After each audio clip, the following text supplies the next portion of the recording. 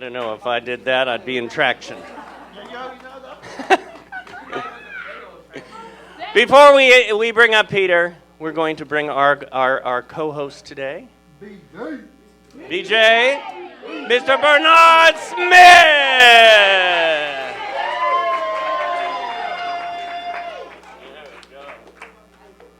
I thought you were going to come in here and flip over. Oh, he can flip. He can flip.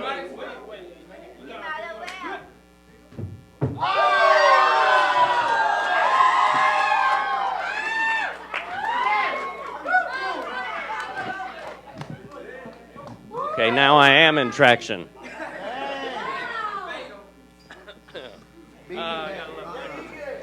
Well, without further ado, Peter Lee Thomas!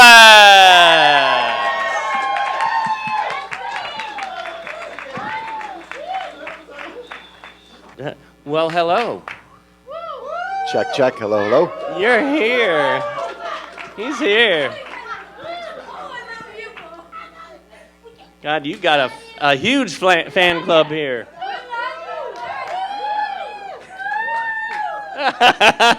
Are you loving it? I know. I don't do too well on a stage like this. Just say that now. You're. Listen, just sitting there, you can feel the vibes of love. You know. You guys are great. Thank you so much for having us. Thank you. Well, you know, how did you get involved in this wonderful thing called stunt work? Well, it's funny. David and I know a very special person named Angela Rockwood, who I just overheard is going to be here very soon in the next couple of weeks, I'm guessing. In about 2 months. Yeah. Angela used to beat me up as a kid. Angela was she was dating my martial art teacher, Tony Nguyen, at the time, and Dustin Nguyen, later in the future, her husband, who's an actor and a teacher of mine. He would also come and work out with us kids. We were like 10, 11, 12, 13 years old. And we used to see Angela pulling in her car, and she would drive up from San Jose and San Francisco and go, wow, look at this beautiful woman. And we're these young kids, and she's this beautiful, tall woman that walked in, and we just fell in love with her. So, yeah, she used to spar with us. She used to beat us up because she was getting private lessons from our teacher. So of course she was good. And this was when she was walking prior to her accident. I lost... About 25 years ago? Just about, at least 22 to 25 years ago. And I lost contact with her. I moved away, and I had, changed phone numbers and whatnot. And I just lost touch with her and everything that happened. And fast forward, I think 10 or 15 years later, I think this was when MySpace was a thing. She reached out to me, and she says, Peter, this is Angela. I don't know if you remember who I am. And I said, of course. I looked at, what she's doing these days, and there was no picture of a wheelchair. There was nothing that would make me think otherwise. So I remember getting her address and driving up from Orange County, where I was living at the time, to meet her at her home, where she's at now in Los Angeles. And I opened the door, and I saw her in a chair, and I thought the first thing that came to mind was she broke her leg kicking some guy, because I remember how much she used to give us, a run for our money. And then she said, sit down, I have a lot to tell you. And I've been through a lot of different transitions, within the last 10 to 15 years since you've seen me. So that was it. And we sat down, and I stayed there for about 3 days, hanging out with her and helping her and just going through the whole thing. And she told me about her accident and what had happened. But it didn't change anything about how I felt about her as a sister, as a good friend, she was my soul sister, and I lost contact of her, because at that time the internet really wasn't as it is today. So thankfully for social media, we got in touch. Yeah. But that's pretty much how I started martial arts, or better yet, how I met David is through Angela. And but prior to that, I was doing other forms of martial arts like Kyokushin, Kai Karate, and I did a little bit of Kung Fu, and then I got into, later on, as I grew older, I got into doing the stuff that I'm doing now, which is the Jeet Kune Do concepts, which is Bruce Lee's martial art philosophy. I studied with a man named Dan Inosanto. He's still my teacher. He's in his 80s. He is Bruce Lee's closest friend and the man that carried on the art when Bruce Lee passed away. So I feel like it's my duty to continue to pass on the martial arts and to continue to evolve as an artist, not to stay crystallized or to stay, you know, in a one way of thinking type of mindset. So I'm getting out of, you know, always doing the same thing twice the same way. And that's kind of the model is you always have to turn over every single stone and make sure you try something that maybe you wouldn't have seen, you know, with the same eyes twice again. So Right. I do apologize. I give very long-winded answers.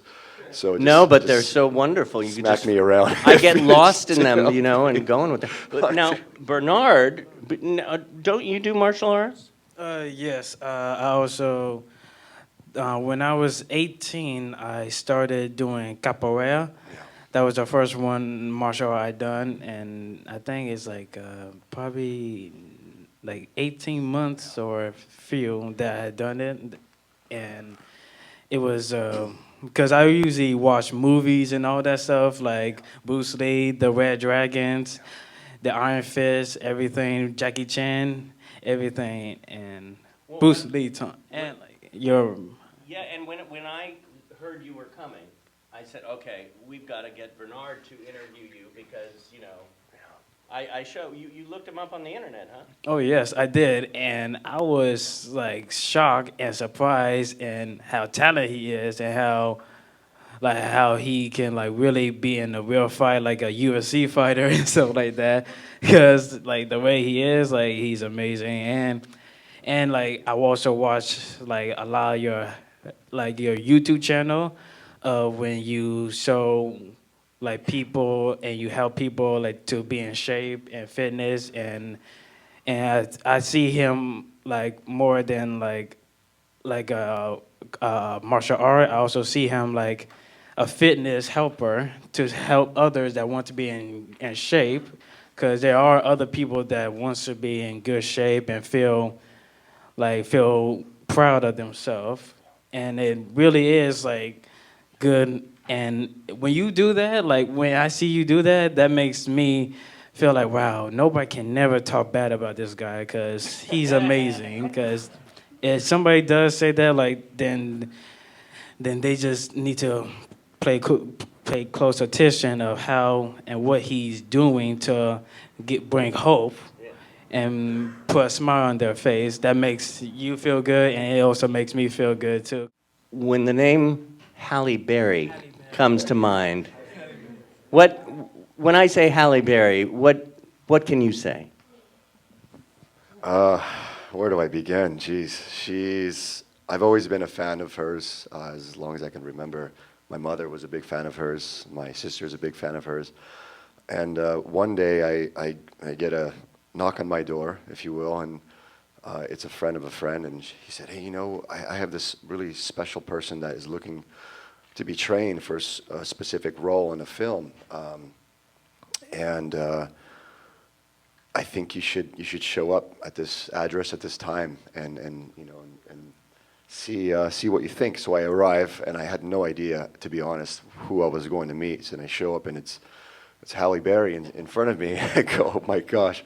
So we sat down and talked about what she was looking for and you know, just about life. We talked about several different topics, and she was one of those human beings you just meet once in a lifetime, and you go, wow, this is a really special person that I don't. It's like if you met, you know, Michael Jackson, or if you met, you know, Bruce Lee, if you met, you know, any of these people that just come around and they're so special and they have this gift that they just know how to truly connect and how to just bring out the best in you, and that's what I felt within that very short period of time of 2 hours that we sat and had our first meeting together. And so she said, hey, look, I got this movie coming up, and I really need to look like this. And I looked at all your stuff, and I would love to work with you. And you have everything that I need for this character. So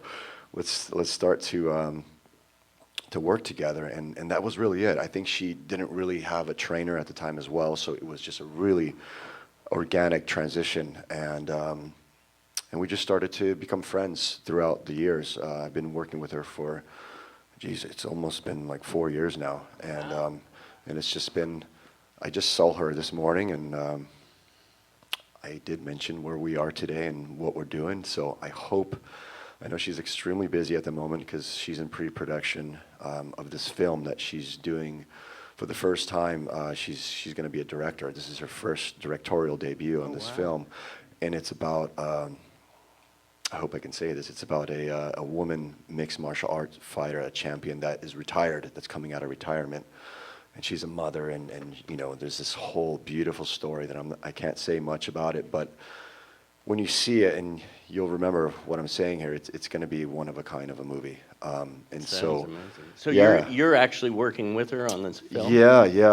I'm helping her stay physically fit to do all the choreography that's going to be needed, and we've definitely spiced up her martial art training. So she's doing a lot of kicking, a lot of punching, a lot of just a variety of mixed martial arts that you know, a fighter would need to go through.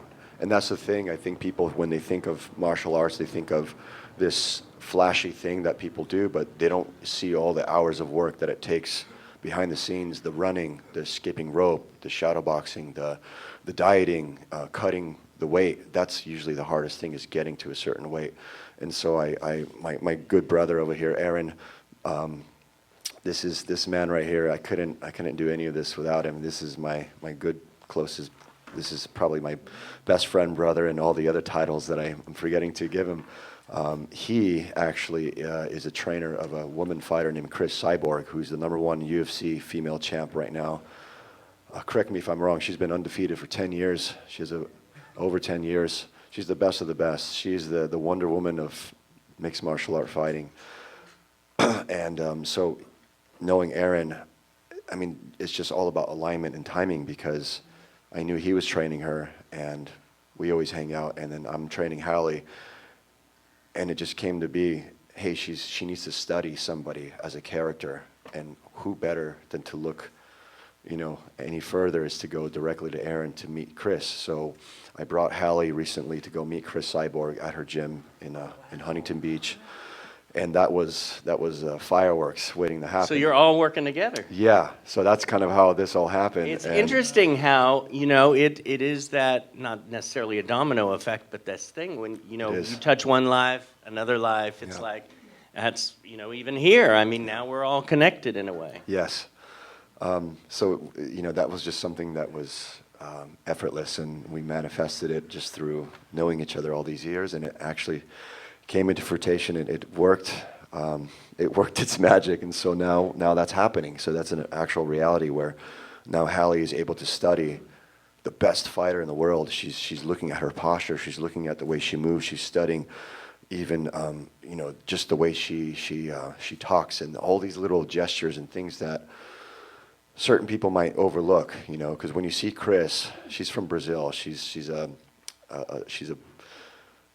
just the consummate martial artist. She's good at everything. She's good at boxing, good at kickboxing, good at wrestling, good at Muay Thai, good at you know, just all these disciplines. She's a natural athlete. I think she was born to do this. And when you see somebody like Hallie meet with the best in the world, it just magic happens. You know, real recognizes real, and they're both the best at what they do.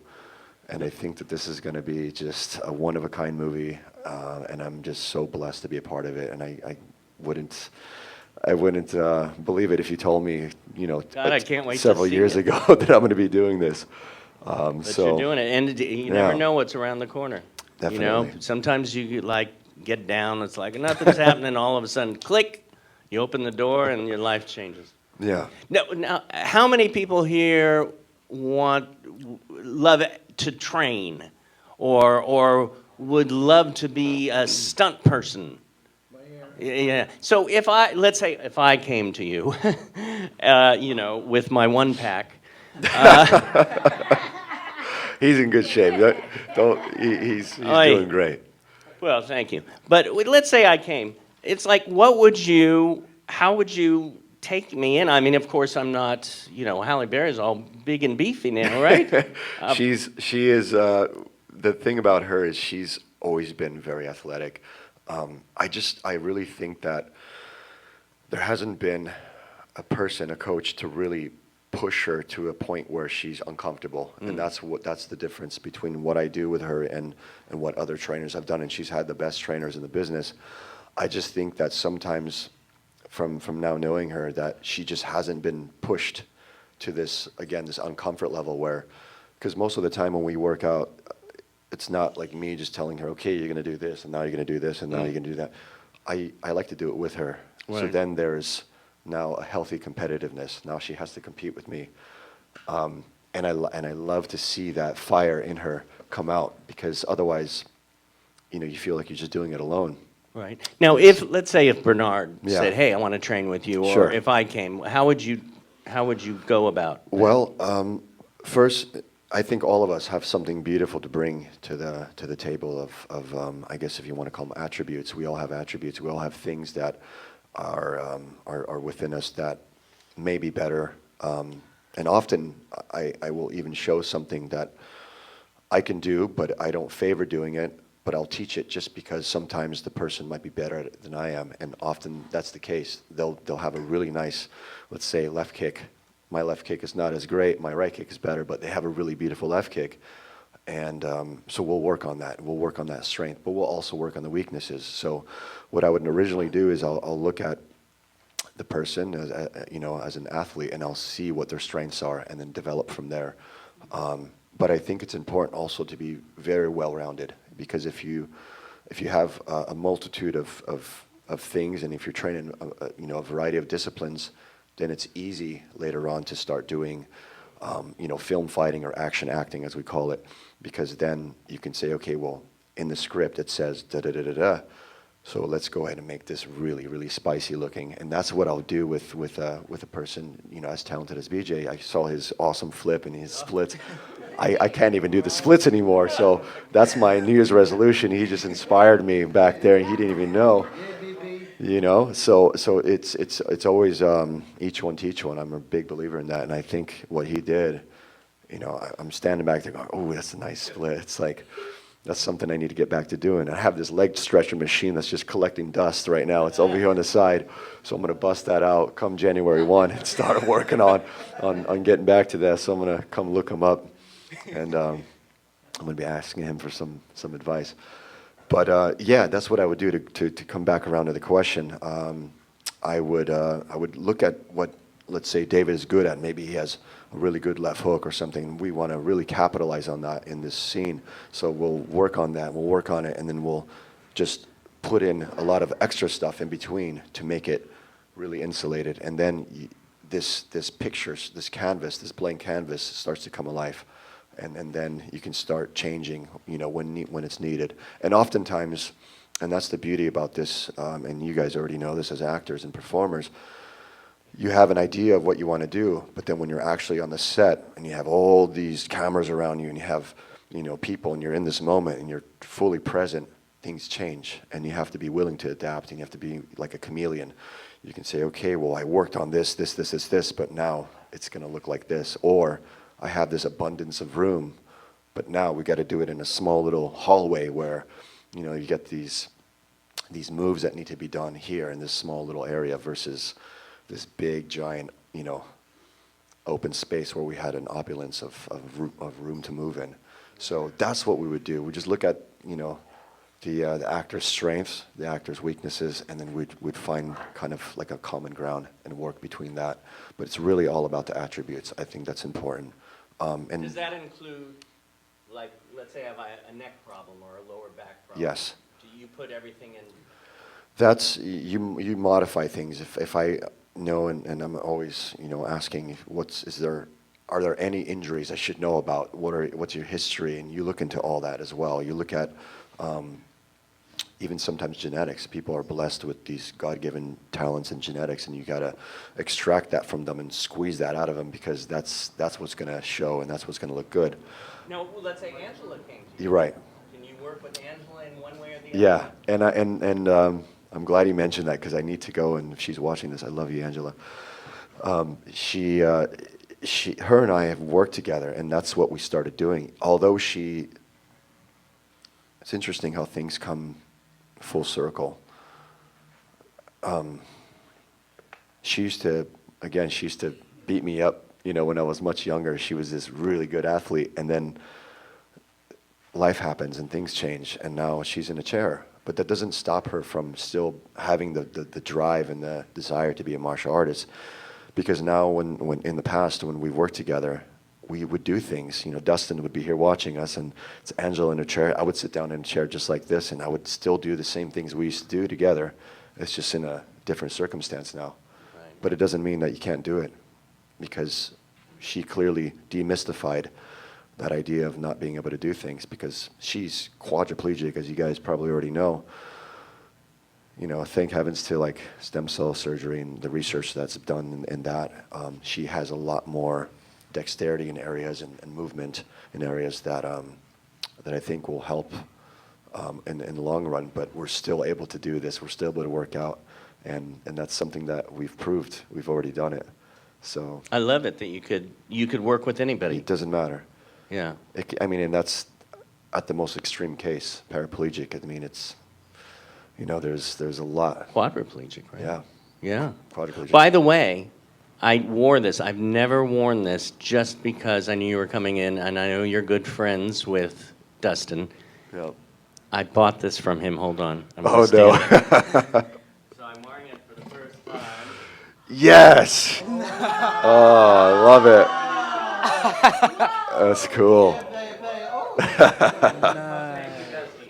I love it. I can tell by the dragon here, of course. Right. This Oh, the this dragon. whole, that's really nice. Well, he taught years ago. Dustin taught for us. Dustin Nguyen, as you of course know from the original 21 Jump Street. Yes. Yeah. And I met him the same day I met Angela when she Yep. came to a Meet the Biz class. So I wore this for you because I know you're very you. close friends. I just saw him. We took a trip to Asia. I worked on a little project there in Thailand, and we figured, while we're shooting, why don't we stop over to Vietnam? Never been to the country, and I would love to see it. So he lives there. He works as an actor there. He's like Tom Cruise when he walks around there. Everybody knows who he is. You can't even go to the grocery store. It's crazy. Some crazy stunts he Yeah. does. Even Yep. the new movie he did, with jumping over the roof, Yes. helicopter choppers, Yep. everything. Yep. Yeah, it's when you watch. I just recently watched Rumble in the Bronx with Jackie Chan. It's one of my favorite Jackie Chan films, and I forgot how good it was. And you watch the whole film, and you go, "Oh, that's great." I'm sure there was like wires used here, there's a green screen used there. That was back in the day when there was no green screen. I don't even think they used it in those films with that budget. But you can just see the skill and the things that this guy. I mean, he needs to be. He needs to have statues all around the world, with the stuff that he does, because you look at how many bones he's broken at the end of the movie, you look at the outtakes, and you'll see he knows if I jump from here to there, it's going to be epic, and the shot's going to be there, but I will break my leg when I do it. And he does it knowing that that's going to happen. This is Dustin. This is Jackie Chan. Oh, Jackie Chan. But where I'm going around with this is Dustin, when I watch him work, it's almost like when I see his stuff, and I don't know if he knows this, but one of my favorite things of his is, almost not relative to film. It's a commercial. He did a commercial in Japan. It's a Levi's commercial, and he portrays Bruce Lee. And it is like the most iconic, legendary thing you've seen, and I wouldn't know who else other than Bruce Lee to cast for this. And it's just, he's ripped, he has a tank top on, it's shot kind of like in the 70s era, so it has that like James Brown funk music in the back, which I love. And it's just fantastic to see. And when I saw that, oh my gosh, and he really embodies that character. It's extremely believable.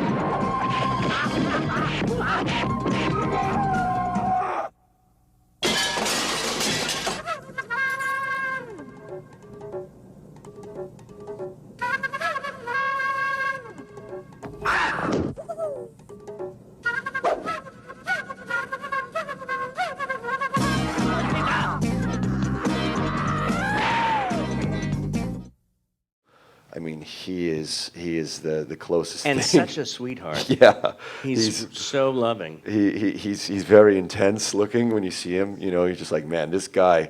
If you just walk past him at the mall or something, you'd go, man, this guy looks like Bruce Lee or something. Man, what is he doing? Who is this guy? And then you sit to him, and he just opens up, and he's a wealth of knowledge. He's a fantastic intellect. He reads a lot. He studies. He meditates every day. And I think he's a vampire. He never ages. This guy just like looks like That's he's what I said too. I said the same thing, just straight out like of that. straight out of a Blade movie. He's a vampire or something. But yeah, he's a good man. But anyhow, so I am just again thank you for having me here and for letting me be a part of this fantastic just Oh, no problem. energy. We were You guys excited are to awesome. have you here. Thank you. I couldn't imagine being anywhere else right now. What brings you the most joy? Man, that's a really good question. I'm gonna have to dig deep on this one. Honestly, seeing my mother, my mom, she's my number one hero. She raised us three kids on her own, single mom. Grew up in a really rough part of Orange County in Westminster area and Anaheim. A lot of bad places, a lot of gangs. My high school looked like a prison.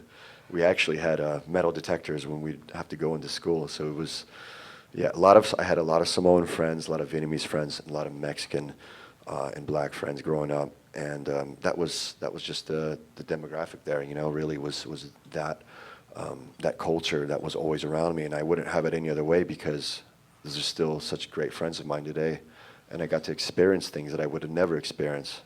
I'm originally from Chicago, so I would go back to Chicago, see my father, and then come back and, you know, in Orange County, and see the contrast, the dichotomy of the two worlds. But if I had to boil it down to one thing, it's always my mom. She's a superhero. She was my mom. She was my dad. She was my teacher. She was somebody that wasn't always around much because she had to work. And I only got to see her, you know, just before I went to school and late at night and on the weekends. So that was it.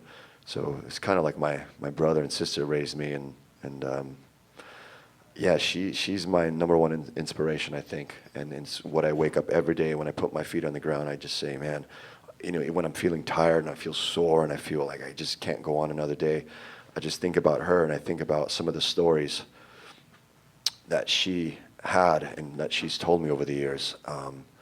And I come from a very strong-willed mother, so a lot of those things I think rub off, you know, on us. We are our mothers, we are our fathers, even if sometimes it's not what you want to hear, but that's what we get. I love that you say that because it's, you know, the joy of family. Yes. You know, the joy of family. I could still, you know, my dad passed, God, in 2002. Yeah. But he's still here with me, Yes. and just thinking about him, you know, sometimes we cry, but sometimes most of the time for me, the crying is from the joy and the happiness of it, and we could focus on that because we think, oh, crying, that's a negative thing, but it's the joy of the tears of having them in our lives. Yeah, the strongest people ever that I've ever met. They're the most sensitive. They're the most sensitive people, and they have a lot of, you know, they pull from a deep well of emotion, and it's good, but sometimes it could be, you know, a double-edged sword. It could work against you, but most of the time it works in your favor. Yeah, because there's always like when there are things like you feel down and you feel like there's no one there, but there is. You just didn't see it. And when you do, there's like your friends, your family, like anyone that's close to you. Like there always anyone that's standing there right beside you, and that's your real true hero. Even like from movies and stuff like that, but that's your real true hero right there. That will, even though like had to do things, but will sacrifice everything to be there just to see how amazing and just to see you achieve and see you happy still and still be like, wow. Because it's always a good thing. Like it's a good feeling and it's a proud thing when you have that fire in you, like you said, and it's very emotional. And we all cry all the time, and we don't have to hold it in like just to act tough and all that stuff, because we're all human beings and we all bleed the same way too. And there's nothing different about it. I mean, and we be told that we are special to them because we mean that much to them, that very much to them, and that's why there is like a good hope and good feelings there that brings joy around the world. You keep that there, like you learn from it, you can share it with the others to show the world that there's still good people out there that still even doesn't know what you're going through, but you tell them what you're going through. And it's just like the same thing that you've been through, like from childhood and all. Like that is your brother and sister that you want to make them happy and joy and just be like, tell them everything is going to be all right, no matter what. Definitely. Now, we have a couple more questions. Do you have a couple more questions? Oh, And yes. What we're going to do is take maybe 3 or 4 from the audience, take a break, and then we're going to get to work with Peter. I remember this. What was it like when you played the cast crew of Black Salt? That was Black Salt was a fun project. I got to work with director Ben Ramsey, who's worked with Michael Jai White and a bunch of other people. He's done a lot of films. I think one of them was called Blood and Bone, and good films. A lot of action. He's really good in the action directing. I have to say, he knows. You know, being a martial artist himself, he knows like what angles and what stuff to look at, and it was a really great experience. Only because the character I played was a yakuza. It was a yakuza guy, a Japanese gangster. So we had these masks that they look like these really kind of creepy looking samurai masks, and we had suits on, business suits. It was almost like a Reservoir Dogs looking outfit, and we had guns, and we had to shoot. We started filming at 6 p.m., but we didn't stop until 6 a.m. So I got to see the sun come up. So we're working all through the clock, and I see these guys, these other Japanese stunt guys. They're like, you know, taking shots from the guy down below, and they're on the roof. They have to fall down, and when they do it again, they have to hit this thing and then hit this thing, and then finally they land. So the timing that it takes to do these stunts, I mean, it's so risky. But when you get the shot, and again, it goes to show how important it is to train and to be fit, because when you're doing this kind of stuff, you have to be at the top. You have to be the best and the best, and it's truly inspiring to watch these guys do this without any wires, without any special effects, no green screen. So I think that was my favorite moment is on Black Salt, looking at these guys and just looking around, going, man, I can't believe I'm even doing this with these guys. These guys are crazy. What's going on? And I got to work with a good friend of mine, Chris Balualua. He's a really talented stunt guy. He's worked on Black Panther. He's worked on Fast and the Furious and a bunch of other movies. He had a really cool scene with Danny Trejo recently. So yeah, he's a good stunt guy, and working with Chris alongside guys like that, it helps you raise your game. You have to be good. You have to be just as good as they are, because you know, I think it's like, you know, birds of a feather flock together. You gotta. If you're feeling weak, you look over and you see Chris. He's getting pumped up over there, like, all right, I gotta do this. And working with guys like Kinyamba, he's another great actor. He's an African-American actor, fantastic guy. Just, you know, there was moments where I would see him just pump himself up because it's 4 a.m, you're tired, you've been on your feet for this whole time, and very little to no breaks because you got a shooting schedule and it needs to be done. Otherwise, you know, when the sun comes up, you can't really get this shot, because then you're working against the sun, and it changes the whole perspective. So all these things into consideration, I think that was my most just sought after moment is looking at all that in retrospect now and seeing this and going, wow, man, I can't believe. And that's really the thing, is when you work on a film, every time I work on anything, at the end of the day, if you don't look at your your partner or the director, and you don't look and say, it is an absolute miracle that we even finished this. If that is not said, then you didn't make a movie, because that's what it is. At the end of the day, it's an absolute miracle, because it's chaos. Things happen. You're like, oh, we can't do that. We got to do this now. Oh man, so and so just broke his leg. Well, we got to move this guy in over here, send him that way. So Really got to be in the moment. Yeah, it truly is that. And like Marlon Brando said, everybody's an actor. Everybody. It doesn't matter. Even if you've never taken an acting class, I think that's what made guys like him so great, is he's just himself. And we all have something great to bring. Yeah. What do you want the most at this moment in your life? To be happy, healthy, prosperous, wise, and more importantly, to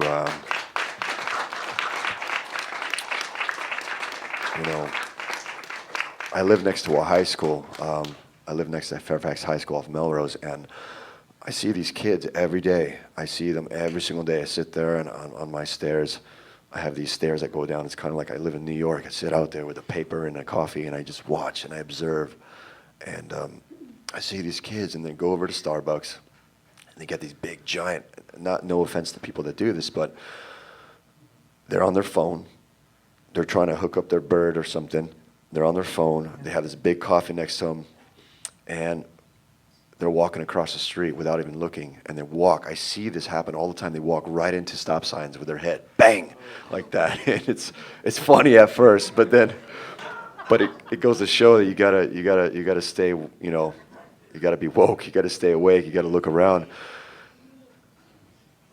I just want that generation. I want this generation, the millennials, to put that away, to look around, and to be present, to be connected.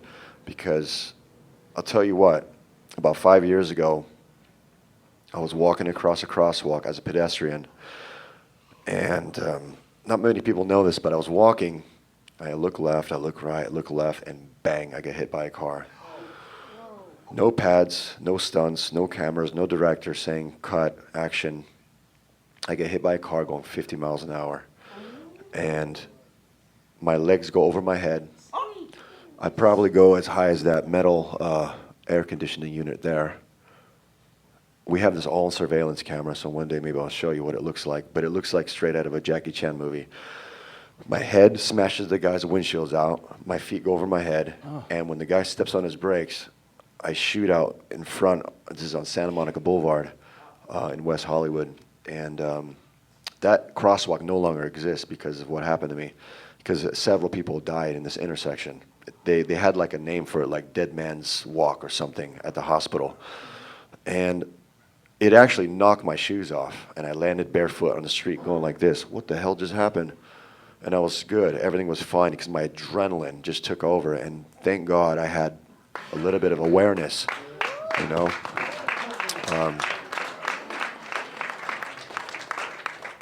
So when they talk about angels, when they talk about people protecting you and watching over you, I have to say this is a real thing, and I'm living proof of it, because there's no way, even when the paramedics came in the fire department, they looked at the car, and I was standing next to the guy, and he I swear he went like this. He goes, "Hey, where's the guy that got hit by that car?"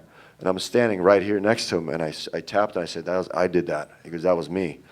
And he looked at me. He had to do a double take. He looked at the car. He looked at me again.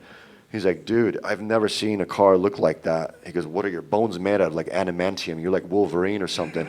Because it looked really bad, and I don't look at the pictures anymore of the car because it brings back these really bad. And you had no broken bones? I had no broken bones. Yeah.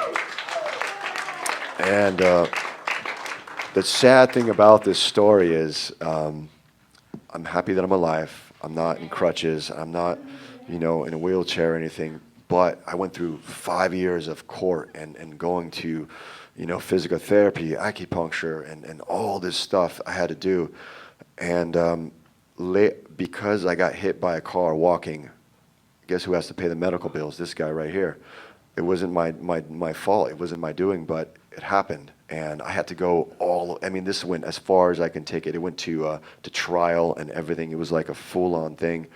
And it just took a lot of energy, but it made me very wise. It made me extra alert when I'm driving now. And I have a little bit of PTSD when I'm driving through a crosswalk and I see a woman with her baby and she wants to cross the street. I'm like 100 feet back now. I don't care who's honking at me.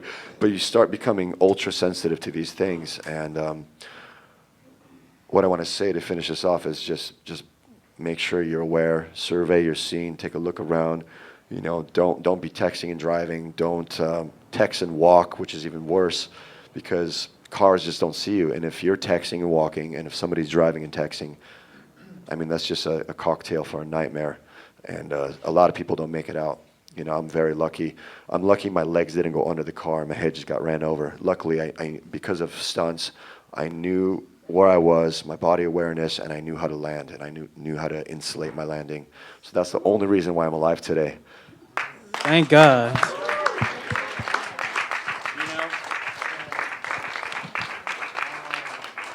You were saying it's these things.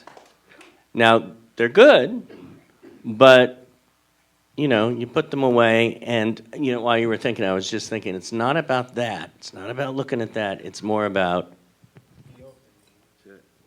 this. Uniting. The connection. Uniting. Being with each other. Being with each other. Yeah, there's a lot of strength and unity, you know, and when you're even eating, when I was in Italy, just a quick story, this had such a profound impact on me, as simple as it sounds. We were at dinner. I worked on a film with an Italian production, and we were actually in Morocco at the time, but with all these Italian guys. So I'm sitting there, and I noticed they take their phones and they stack them up. So there was like 25 cell phones on the table, like this big, in the middle of the table. And this was it. They said, whoever touches their phone has to pay for the whole bill. So it's pretty cool.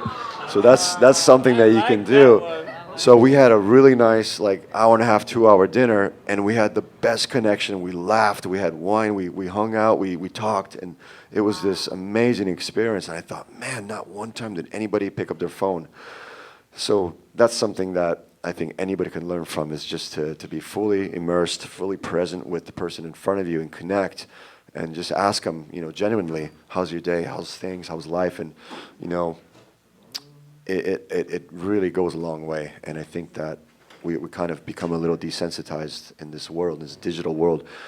Unplug and disconnect and get grounded. You know, take your shoes off, go walk outside on the grass, on the beach, and feel the Earth's, you know, natural magnetic pull that we're wearing shoes all day long. We can't connect anymore like we used to in ancient times. So it's good to do that, and I think that's something we're missing. So. And it's good for your health. You know, I think one thing that the longest living people in the world, after studying this, after looking at the Okinawans and looking at the people from India and the Hunza people that live in the northeastern part of the Himalayas, what they do is that most of them are barefoot, and it's because they're connected, and they live so poorly. They have, like, I mean, the best water and the best this. Sometimes they don't even have food to eat. But one thing that I noticed that they have in common is that a lot of them walk barefoot. And they're connected, and they breathe a lot, and they wake up and they give thanks to what they have. They're fully they're in gratitude. They have an attitude of gratitude all the time. So that's something that I think any generation could learn from, whether you're a baby boomer, whether you're a millennial, whether you're born in the 70s, 80s. It doesn't matter. I think that's something that we can all learn from. Is sometimes learning from the past. Thank you for being here. Thank you. You guys. Thank you for being here. Thank you. We're going to show one more video clip of Peter. Then we're going to take a break. You'll be able to ask questions during, because he's going to be here the next hour, and then he's going to be here for lunch to mingle as well. So you'll be able to do that. So I'm going to just show one more video, and then we'll take a little break. I might have one more video later to show that I haven't showed anybody, and it's I cannot show anybody this, but it's yeah. This woman's bad right here. She's bad.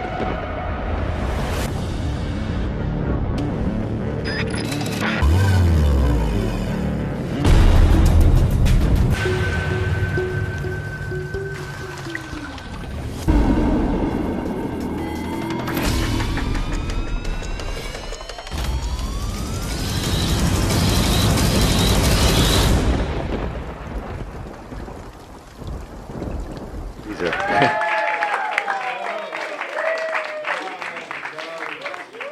So the story behind that is we were supposed to have this shoot, right? This fitness photo shoot for the thing, because her and I are endeavoring in this fitness lifestyle, platform, this community, and we were going to cancel this shoot because it was raining. It's like the one day it rains in LA, and I said, I tell you what, I think we should do it anyways. Let's do it in the rain. Rain or shine. And she says, God, you know what? We're going to do that. And so I can see her get really excited about it, because that's the kind of mindset she has. It doesn't matter if it's raining, snowing, if there's lava coming out of the earth, she's going to do this still. And I think that's why she's the best at what she does. And it's really inspiring to be around people like that, because they just bring out the best in you. And so, yeah, we went ahead and did it anyways. Rain or shine. You bring out the best in each other.